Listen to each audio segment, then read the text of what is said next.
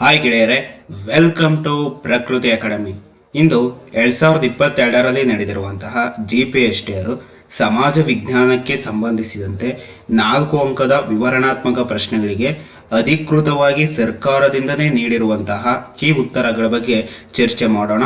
ಅದಕ್ಕಿಂತ ಮುಂಚೆಗೆ ಯಾರಾದರೂ ಹೊಸಬ್ರಾಗಿದ್ರೆ ನಮ್ಮ ಚಾನಲ್ಗೆ ಲೈಕ್ ಮಾಡಿ ಮತ್ತು ಸಬ್ಸ್ಕ್ರೈಬ್ ಮಾಡ್ಕೊಳ್ಳಿ ಅಂತ ಹೇಳ್ತಾ, ನೋಡಿ 4 ಅಂಕದ ಪ್ರಶ್ನೆಗಳಿಗೆ ಯಾವಾಗ್ಲೂ 40 ಪದಗಳಲ್ಲಿ ಉತ್ತರ ಬರೆಯಿರಿ. ಪ್ರತಿ ಪ್ರಶ್ನೆಗೆ 4 ಅಂಕಗಳು ನಿಗದಿಯಾಗಿರುತ್ತೆ. 1 ಪಾಯಿಂಟ್ಸ್ ಮೆನ್ಷನ್ ಮಾಡಿದ್ರೆ ನಿಮಗೆ ಅರ್ಧ ಮಾರ್ಕ್ ಸಿಗುತ್ತೆ. ಅಂದರೆ 8 ಪಾಯಿಂಟ್ಸ್ ಬರೋದ್ರೆ ನಿಮಗೆ 4 ಅಂಕಗಳು ಸಿಗುತ್ತೆ. 71ನೇ ಪ್ರಶ್ನೆ ಬಂದ್ಬಿಟ್ಟು, ಅಸಹಕಾರ ಚಳುವಳಿಯ ಸಂದರ್ಭದಲ್ಲಿ ಉಂಟಾದ ಪ್ರಮುಖ ಬೆಳವಣಿಗೆಗಳು ಯಾವ್ಯಾವು ಅಂತ ಪ್ರಶ್ನೆಗೆ. ಇದನ್ನ 10ನೇ ತರಗತಿ ಭಾಗ 2ರಿಂದ ಬಂದಿರುವಂತಹ ಒಂದು ಪ್ರಶ್ನೆ. ಇದಕ್ಕೆ ಆನ್ಸರು, ಹಲವಾರು ಹಿರಿಯ ವಕೀಲರು ತಮ್ಮ ವಕೀಲ ವೃತ್ತಿಗೆ ರಾಜೀನಾಮೆ ನೀಡಿದರು. ಸ್ಥಳೀಯ ಸಂಸ್ಥೆಗಳಿಗೆ ನಡೆದ ಚುನಾವಣೆಗಳನ್ನು ಕಾಂಗ್ರೆಸ್ ಬಹಿಷ್ಕರಿಸಿತು. ಹಲವಾರು ರಾಷ್ಟ್ರೀಯ ಸಂಸ್ಥೆಗಳನ್ನು ಆರಂಭಿಸಲಾಯಿತು. ರವೀಂದ್ರನಾಥ ಟ್ಯಾಗೋರ್ ಅವರು ತಮಗೆ ನೀಡಿದಂತಹ ನೈಟ್ವುಡ್ ಪದವಿಯನ್ನು ಕೂಡ ಹಿಂದಿರುಗಿಸಿದರು.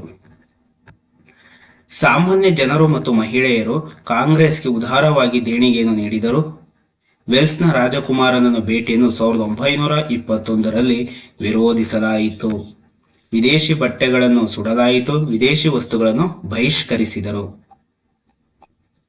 72ನೇ ಪ್ರಶ್ನೆ, 1857ರ ದಂಗೆಗೆ ಆರ್ಥಿಕ ಕಾರಣಗಳು.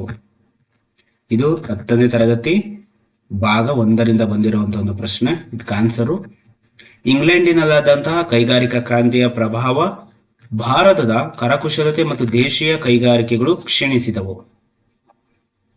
ಭಾರತದ ಕರಕುಶಲಗಾರರು ನಿರುದ್ಯೋಗಿಗಳಾದರು. ಗೃಹ ಕೈಗಾರಿಕೆಗಳು ತೀವ್ರ ಆರ್ಥಿಕ ನಷ್ಟ ಅನುಭವಿಸಿ ಶಿಥಿಲಗೊಂಡವು. ಭಾರತದ ವಸ್ತುಗಳನ್ನು ಮಾರಲು ಇಂಗ್ಲಿಷರು ದುಬಾರಿ ಸುಂಕಗಳನ್ನು ಹೇರಿದರು. ಜಮೀನ್ದಾರರು ಕೃಷಿಕರನ್ನು ಶೋಷಿಸುತ್ತಿದ್ದರು. ಇನಾಮ್ ಭೂಮಿಯನ್ನು ವಾಪಸ್ ಪಡೆಯಲಾಯಿತು. ಕೃಷಿಕರ ತೀವ್ರ ಆರ್ಥಿಕ ಸಂಕಷ್ಟವನ್ನು ಕೂಡ ಅನುಭವಿಸಿದರು. ಬಟ್ಟೆ ಮತ್ತು ಉಣ್ಣೆ ಕೈಗಾರಿಕೆಗಳು ಅವನತಿ ಹೊಂದಿದವು. ನೇಕಾರಿಕೆ ವೃತ್ತಿಯವರು ಉದ್ಯೋಗವನ್ನು ಕಳೆದುಕೊಂಡರು. 73ನೇ ಪ್ರಶ್ನೆ, ನೆಹರೂರವರನ್ನು ನವಭಾರತದ ಶಿಲ್ಪಿ ಎನ್ನುತ್ತಾರೆ ಏಕೆ? ಇದು ಕೂಡ 10ನೇ ತರಗತಿ ಭಾಗ 2ರಿಂದ ಬಂದಿರುವಂತಹ ಪ್ರಶ್ನೆ. ಈ ಪ್ರಶ್ನೆಗೆ ಉತ್ತರಗಳು ನೋಡಿ. ನೆಹರೂರವರು ಭಾರತದ ಪ್ರಪ್ರಥಮ ಪ್ರಧಾನಮಂತ್ರಿಯಾಗಿದ್ದರು. ಜೊತೆಗೆ ಭಾರತದ ವಿದೇಶಾಂಗ ನೀತಿಯನ್ನು ರೂಪಿಸಿದರು. ಅಲಿಪ್ತ ನೀತಿಯನ್ನು ಅನುಸರಿಸಿದರು. ಶಾಂತಿ ಮತ್ತು ಸಹಬಾಳ್ವೆಯ ಸೂತ್ರಗಳನ್ನು ಅನುಸರಿಸುತ್ತಿದ್ದರು. ಕೈಗಾರೀಕರಣ ಮತ್ತು ನವಭಾರತದ ಶಿಲ್ಪಿ ಮಿಶ್ರ ಆರ್ಥಿಕ ನೀತಿಯನ್ನು ಅನುಸರಿಸಿದರು. ಸಂಸ್ಥಾನಗಳ ವಿಲೀನೀಕರಣಕ್ಕೆ ಸಹಕರಿಸಿದರು. ಭಾಷಾವಾರು ರಾಜ್ಯ ರಚನೆಗೆ ಕೂಡ ಕಾರಣರಾದರು. ಪಂಚವಾರ್ಷಿಕ ಯೋಜನೆಗಳನ್ನು ಆರಂಭಿಸಿದರು.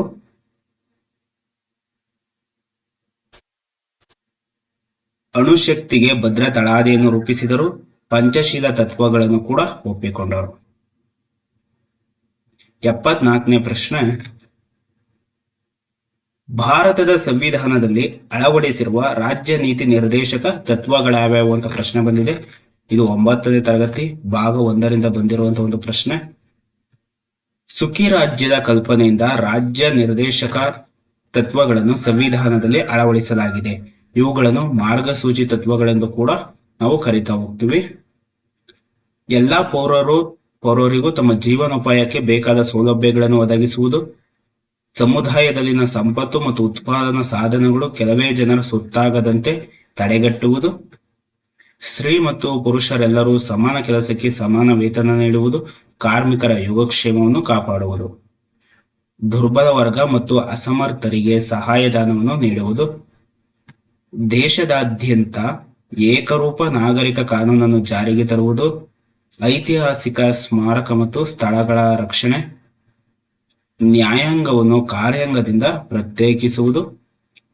ಶಾಂತಿಯುತ ವಿದೇಶಿ ನೀತಿ ಪಾಲನೆ, ಭದ್ರತೆ, ವಿಶ್ವ ಕಾನೂನನ್ನು ಗೌರವಿಸುವುದು. 6 ವರ್ಷದವರೆಗಿನ ಎಲ್ಲ ಮಕ್ಕಳಿಗೆ ಪೋಷಣೆ ಮತ್ತು ಶಾಲಾ ಪೂರ್ವ ಶಿಕ್ಷಣವನ್ನು ಕೊಡುವುದು. ಗ್ರಾಮ ಪಂಚಾಯಿತಿಗಳನ್ನು ಸ್ಥಾಪಿಸುವುದು. ಗ್ರಾಮೀಣ ಮತ್ತು ಗುಡಿ ಕೈಗಾರಿಕೆಗಳನ್ನು ಕೂಡ ಪ್ರೋತ್ಸಾಹಿಸುವುದು, ಪಾನ ನಿಷೇಧ ಜಾರಿಗೆ, ವೈಜ್ಞಾನಿಕ ಆಧಾರದ ಮೇಲೆ ಬೇಸಾಯದ ಅಭಿವೃದ್ಧಿ. 75ನೇ ಪ್ರಶ್ನೆ, ರಾಜ್ಯಪಾಲರ ಅರ್ಹತೆಗಳು ಮತ್ತು ಅಧಿಕಾರಗಳಿಗೆ ಸಂಬಂಧಿಸಿದಂತ ಪ್ರಶ್ನೆ. ಇದು ನೋಡಿ 9ನೇ ತರಗತಿ ಭಾಗ 1 ಪುಟ ಸಂಖ್ಯೆ ಬಂದ್ಬಿಟ್ಟು 69 ಮತ್ತು 70. ರಾಜ್ಯಪಾಲರ ಅರ್ಹತೆಗಳು: ಭಾರತದ ಪ್ರಜೆಯಾಗಿರಬೇಕು, 35 ವರ್ಷಕ್ಕಿಂತ ಮೇಲ್ಪಟ್ಟಿರಬೇಕು, ಲಾಭದಾಯಕ ಹುದ್ದೆಯನ್ನು ಹೊಂದಿರಬಾರದು, ಸಂಸತ್ತು ಮತ್ತು ರಾಜ್ಯ ಶಾಸಕಾಂಗದ ಸದಸ್ಯರಾಗಿರಬಾರದು. ರಾಜ್ಯಪಾಲದ ಅಧಿಕಾರಗಳು ಯಾವ್ಯಾವು ಅಂದ್ರೆ ಕಾರ್ಯಾಂಗದ ಅಧಿಕಾರ, ಶಾಸನೀಯ ಅಧಿಕಾರ, ಹಣಕಾಸಿನ ಅಧಿಕಾರ, ನ್ಯಾಯಾಂಗೀಯ ಅಧಿಕಾರ, ವಿವೇಚನಾಧಿಕಾರ. ಬಹುಮತವಿಲ್ಲದಿದ್ದಾಗ ಮುಖ್ಯಮಂತ್ರಿಯನ್ನು ನೇಮಿಸುವಾಗ ವಿವೇಚನಾಧಿಕಾರ ಬಳಸುತ್ತಾರೆ. ಶಿಕ್ಷೆಗೆ ಗುರಿಯಾದರೆ ಕ್ಷಮಾದಾನ ನೀಡುವ ಮತ್ತು ಕಡಿಮೆ ಸಮಯ ಮುಂದೂಡುವ, ಶಿಕ್ಷೆ ಬದಲಾಯಿಸುವ ಅಧಿಕಾರ ಇದೆ. 76ನೇ ಪ್ರಶ್ನೆ ಬಂದ್ಬಿಟ್ಟು ಅಸ್ಪೃಶ್ಯತಾ ನಿವಾರಣೆಗೆ ಶಾಸನಾತ್ಮಕವಾಗಿ ಕೈಗೊಂಡಿರುವ ಕ್ರಮಗಳನ್ನು ತಿಳಿಸಿ ಅಂತ ಇದೆ. ಇದು ಕೂಡ 10ನೇ ತರಗತಿ ಭಾಗ 1ರಿಂದ ಬಂದಿರುವಂತಹ ಒಂದು ಪ್ರಶ್ನೆ. ಆನ್ಸರು 17ನೇ ವಿಧಿ ಅಸ್ಪೃಶ್ಯತೆ ಆಚರಣೆಯನ್ನು ನಿಷೇಧಿಸಿದೆ. 1955ರಲ್ಲಿ ಅಸ್ಪೃಶ್ಯತೆ ಅಪರಾಧ ಕಾಯ್ದೆಗಳ ಜಾರಿಗೆ. 1976ರಲ್ಲಿ ನಾಗರಿಕ ಹಕ್ಕುಗಳ ಸಂರಕ್ಷಣಾ ಕಾಯ್ದೆ. 1989ರಲ್ಲಿ ಅಸ್ಪೃಶ್ಯತಾ ನಿರ್ಮೂಲನೆ ಕುರಿತಾದ ವಿಶೇಷ ಜವಾಬ್ದಾರಿಗಳನ್ನು ರಾಜ್ಯ ಸರ್ಕಾರಗಳಿಗೆ ವಹಿಸಿದೆ. 15, 16, 17, 38 ಮತ್ತು 39ನೇ ವಿಧಿಗಳು ಪ್ರಜೆಗಳ ನಡುವೆ ಯಾವುದೇ ಬಗೆಯ ತಾರತಮ್ಯ ಮಾಡಬಾರದು ಎಂದು ತಿಳಿಸಿದೆ. ಇನ್ನು 14 ಮತ್ತು 320ನೇ ವಿಧಿಗಳು ಉದ್ಯೋಗ ವಲಯದಲ್ಲಿ ಪರಿಶಿಷ್ಟ ಜಾತಿ ಮತ್ತು ಪರಿಶಿಷ್ಟ ಪಂಗಡಗಳಿಗೆ ಮೀಸಲಾತಿಯನ್ನು ಒದಗಿಸಿದೆ.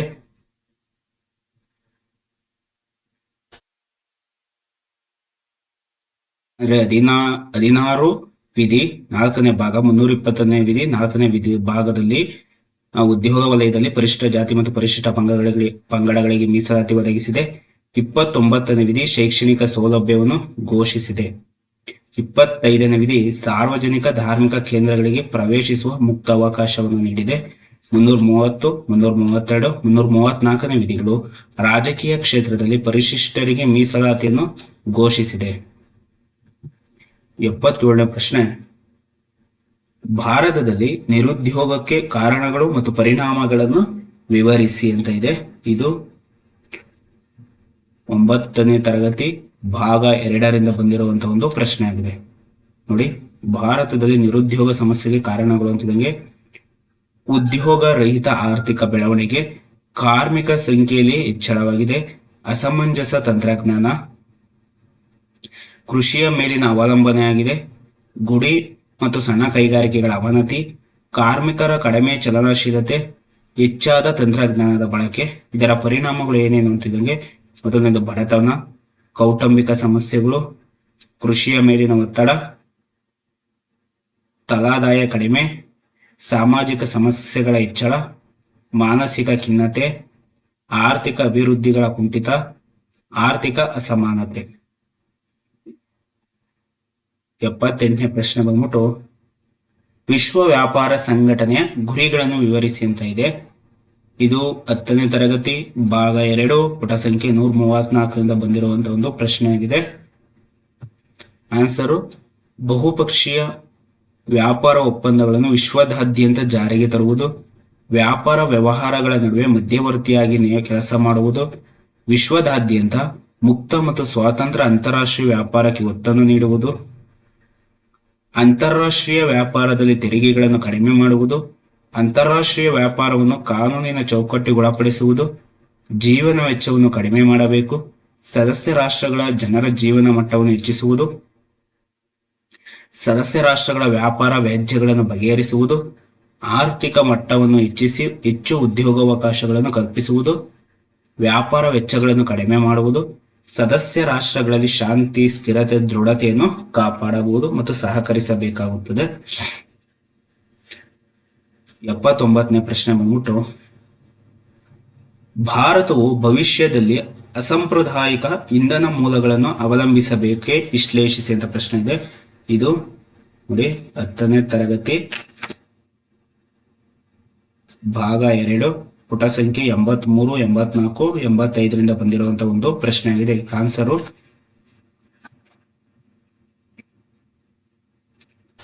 ಪ್ರಸ್ತುತ ಭಾರತದಲ್ಲಿ ಮಿತಿಯಾದ ಪೆಟ್ರೋಲಿಯಂ ನಿಕ್ಷೇಪವಿದ್ದು ಅದರ ಅಗತ್ಯ ಬೇಡಿಕೆಗಾಗಿ ಅಪಾರ ಪ್ರಮಾಣದ ಪೆಟ್ರೋಲಿಯಂ ಆಮದು ಮಾಡಿಕೊಳ್ಳುತ್ತಿದ್ದೇವೆ. ಆದರೂ ಭಾರತದ ಜಲವಿದ್ಯುತ್ ಶಕ್ತಿ ಉತ್ಪಾದನೆಗೆ ಅನುಕೂಲಕರವಾದ ಅಂಶಗಳನ್ನು ಹೊಂದಿದೆ. ಆದರೆ ಪ್ರಸ್ತುತ ದೇಶದಲ್ಲಿ ಅಸಮರ್ಪಕ ಹಾಗೂ ಮಳೆಯ ಹಂಚಿಕೆ ಕ್ಷೀಣತೆಯಿಂದಾಗಿ ಸಾಕಷ್ಟು ಜಲವಿದ್ಯುತ್ ಶಕ್ತಿಯನ್ನು ಉತ್ಪಾದಿಸಲಾಗುತ್ತಿಲ್ಲ. ಜಲವಿದ್ಯುತ್ ಶಕ್ತಿ ಉತ್ಪಾದನೆ ದಶಕದಿಂದ ದಶಕಕ್ಕೆ ಕಡಿಮೆಯಾಗುತ್ತಿದೆ. ಹಲವು ಶತಮಾನಗಳಿಂದ ವಿವಿಧ ಉದ್ದೇಶಗಳಿಗಾಗಿ ಕಲ್ಲಿದ್ದಲನ್ನು ಹೊರತೆಗೆದು ಬಳಕೆ ಮಾಡಿದ್ದು ಅದರ ನಿಕ್ಷೇಪ ಕೂಡ ಕ್ಷೀಣಿಸಿದೆ. ಪರಮಾಣು ಶಕ್ತಿಯ ಉತ್ಪಾದನೆಯು ನಮ್ಮ ಅಗತ್ಯವನ್ನು ನೀಗಿಸುತ್ತಿಲ್ಲ. ಪರಮಾಣು ಶಕ್ತಿಯ ಉತ್ಪಾದನೆಯು ಕೂಡ ನಮ್ಮ ಅಗತ್ಯವನ್ನು ನೀಗಿಸುತ್ತಿಲ್ಲ. ಭಾರತದಲ್ಲಿ ಅಸಾಂಪ್ರದಾಯಿಕ ಇಂಧನ ಸಂಪನ್ಮೂಲಗಳು ಸಾಕಷ್ಟು ಪ್ರಮಾಣದಲ್ಲಿವೆ. ಇವು ನವೀಕರಿಸಬಲ್ಲ, ಮಾಲಿನ್ಯ ರಹಿತ, ಪರಿಸರ ಸ್ನೇಹಿ ಮತ್ತು ನಿಸರ್ಗದಲ್ಲಿ ಉಚಿತವಾಗಿ ಲಭ್ಯವಿದೆ. ಇಂದಿನ ವರ್ಷಗಳಲ್ಲಿ ಶಕ್ತಿಯ ಉಪಯೋಗದ ಪ್ರಮಾಣ ಹೆಚ್ಚಳವಾಗಿದೆ. ಆದ್ದರಿಂದ ಭಾರತದಲ್ಲಿ ಪರ್ಯಾಯ ಶಕ್ತಿ ಸಂಪನ್ಮೂಲಗಳು ತುರ್ತಾಗಿ ಅಭಿವೃದ್ಧಿ ಮಾಡುವ ಅಗತ್ಯವಿದೆ. ಆದ್ದರಿಂದ ಭವಿಷ್ಯ ಭಾರತವು ಖಂಡಿತವಾಗಿಯೂ ಅಸಾಂಪ್ರದಾಯಿಕ ಶಕ್ತಿ ಸಂಪನ್ಮೂಲಗಳಾದ ಸೌರಶಕ್ತಿ ಆಗಿರುವುದು, ಉಬ್ಬರವಿಳಿತ ಶಕ್ತಿ, ಜೈವಿಕ ಅನಿಲ ಶಕ್ತಿ ಮುಂತಾದವುಗಳನ್ನು ಕೂಡ ಅವಲಂಬಿಸಬೇಕು. ಇನ್ನು ಕೊನೆಯ ಪ್ರಶ್ನೆ 80ನೇದು. ಭಾರತದಲ್ಲಿ ರೂಢಿಯಲ್ಲಿರುವ ವಿವಿಧ ಕೃಷಿ ವಿಧಾನಗಳನ್ನು ಹೆಸರಿಸಿ ಅಂತ ಇದೆ. ಇದು ಕೂಡ 10ನೇ ತರಗತಿ ಭಾಗ 1 ಪುಟ ಸಂಖ್ಯೆ 119 ಮತ್ತು 120ರಿಂದ ಬಂದಿರುವಂತಹ ಒಂದು ಪ್ರಶ್ನೆ ಆಗಿದೆ. ಇದಕ್ಕೆ ಉತ್ತರ ಬಂದ್ಬಿಟ್ಟು ಜೀವನಾಧಾರಿತ ಬೇಸಾಯ. ಇದರಲ್ಲಿ ಪ್ರಮುಖವಾಗಿ 2 ವಿಧಗಳಾಗಿ ಮಾಡಲಾಗುತ್ತದೆ. ಮೊದಲನೇದು ವರ್ಗಾವಣೆ ಬೇಸಾಯ, ಮತ್ತೊಂದು ಸ್ಥಿರ ಜೀವನಾಧಾರಿತ ಬೇಸಾಯ. ಎರಡನೇದು ಸಾಂದ್ರ ಬೇಸಾಯ, ವಾಣಿಜ್ಯ ಬೇಸಾಯ, ಮಿಶ್ರ ಬೇಸಾಯ, ನಿಡುತೋಪ ಬೇಸಾಯ, ಒಣ ಬೇಸಾಯ, ಆರ್ದ್ರ ಬೇಸಾಯ, ನೀರಾವರಿ ಬೇಸಾಯ. ಈ ಮಾಹಿತಿ ನಿಮ್ಗೆ ಇಷ್ಟ ಆದರೆ ಲೈಕ್ ಮಾಡಿರಿ ಮತ್ತು ಸಬ್ಸ್ಕ್ರೈಬ್ ಮಾಡಿ, ಜೊತೆಗೆ ನಿಮ್ಮ ಸ್ನೇಹಿತರಿಗೂ ಕೂಡ ಶೇರ್ ಮಾಡಿ.